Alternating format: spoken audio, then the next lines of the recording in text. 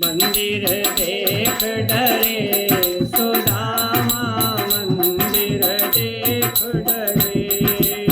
कहाँ गई मेरी टूटी टपरिया, कहाँ गई मेरी टूटी टपरिया। मोतियन महल खड़े सुदामा, मंदिर देख डरे, मंदिर देख डरे सुदामा, मंदिर देख डरे। आगे जाकर के देखा जहाँ कन्हैया, जहाँ सुदामा जी की गाय बनती थी, उस स्थान पर तो बड़े बड़े हाथी और घोड़े बंधे हुए हैं। सुदामा जी कहते हैं, कहाँ गई मेरी कपिला गैया, कहाँ गई मेरी कपिला गैया, कहाँ गई मेरी कपिला गैया। हाथियन झुंड खड़े सुदामा, मंदिर देख डरे, मंदिर देख डरे सुदामा, मंदिर देख डरे। आगे गए जहाँ पर उनकी एक टूटी टपरिया थी, वहाँ जाकर के देखा तो बड़ा महल था। महल के अंदर गए, जाकर के देखा तो बहुत सारी दासियाँ खड़ी है, और सुशीला जो थी बड़े सुंदर वस्त्रों को धारण करके सामने खड़ी हुई थी। कन्हैया सुशीला से ही पूछने लगे, कहाँ गई मेरी सुशीला नारी, कहाँ गई मेरी सुशीला नारी। दासियन झुंड खड़े सुदामा, मंदिर देख डरे, मंदिर देख डरे सुदामा, मंदिर देख डरे, मंदिर देख डरे सुदामा, मंदिर देख डरे। सुदामा को सुशीला नारी ने कहा, आपके जाने के बाद में भगवान विश्वकर्मा आए, उन्होंने हमारे घर का निर्माण किया और मुझे ऐसा अप्सराओं ने आकर के सजाया है। तब सुदामा कहने लगे, अरे कन्हैया धन्य है धन्य है, मैंने तुमको 2 मुट्ठी चावल ही दिए, 3 मुट्ठी चावल दिए और तुमने मुझको इतना वैभव प्रदान कर दिया। तब सुदामा बार बार अपने मन में पश्चाताप करने लगे कि मैंने मन ही मन कितना तुमको कोसा है, कन्हैया मुझे क्षमा करो। फिर नारायण का भजन श्री सुदामा जी गाने लगे। आइए हम भी एक भजन भगवान का गाएंगे। श्री कृष्ण गोविंद हरे मुरारे, है नाथ नारायण वासुदेवा। श्री कृष्ण गोविंद हरे मुरारे, हे नाथ नारायण वासुदेवा, हे नाथ नारायण वासुदेवा, हे नाथ नारायण वासुदेवा। श्री कृष्ण गोविंद हरे मुरारे, हे नाथ नारायण वासुदेवा। श्री कृष्ण गोविंद हरे मुरारे, हे नाथ नारायण वासुदेवा। बोले वृंदावन बिहारी लाल की जय। सुदामा जी भगवान श्री कृष्ण का भजन गाने लगे। कन्हैया मेरी जो इच्छा थी वह तुमने सब पूर्ण कर दी। मेरे घर पर जहाँ तुलसी का पौधा था वहाँ पर कई अनेक तुलसी के अलावा बड़े बड़े वृक्ष आपने प्रदान कर दिए। मेरी टूटी टपरिया को तोड़ करके तुमने बड़ा सा महल, सुंदर सा महल मुझको प्रदान कर दिया है।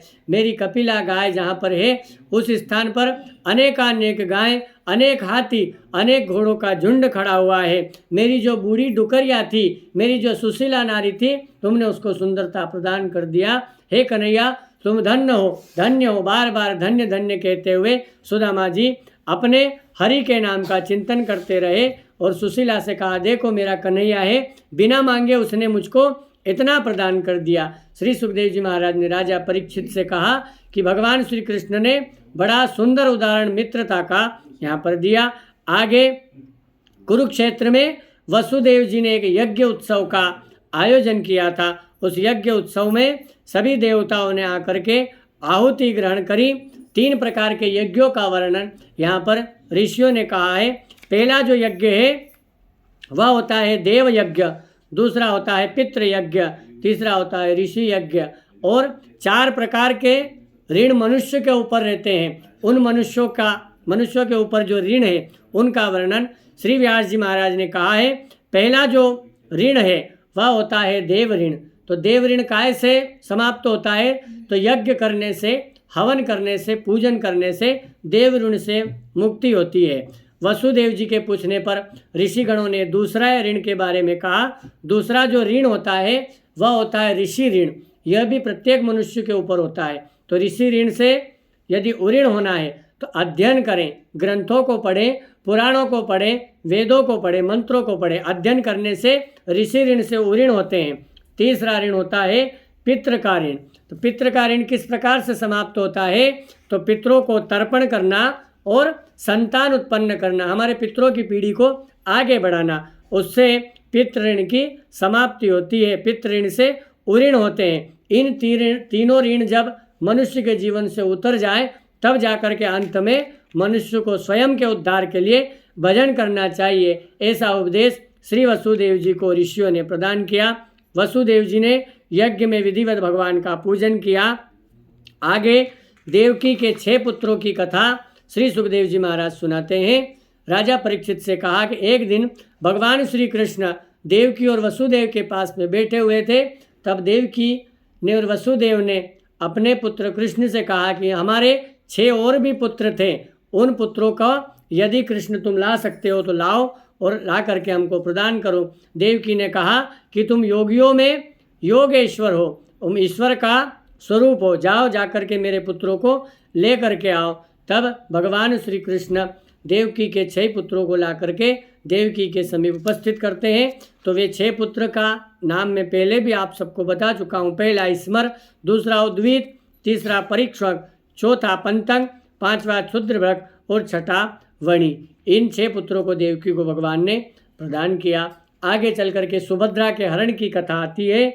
भगवान कृष्ण और बलराम की एक बहन थी जिसका नाम सुभद्रा था।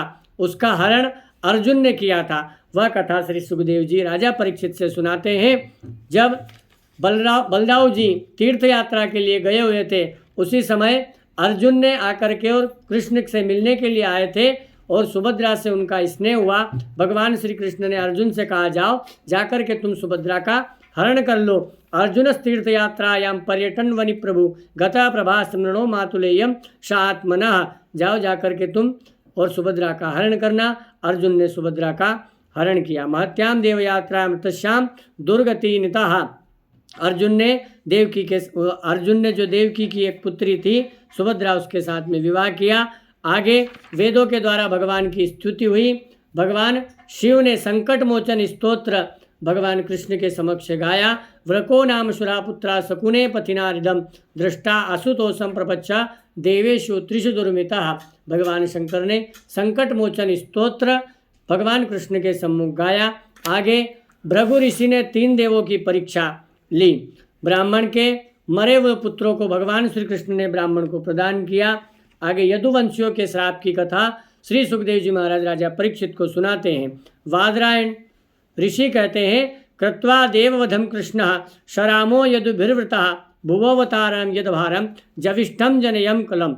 हे राजा परीक्षित, बलराम और यादवों के साथ में भगवान श्री कृष्ण ने अनेक दैत्यों का संहार किया, लेकिन अब पृथ्वी से उनके जाने का समय आ गया।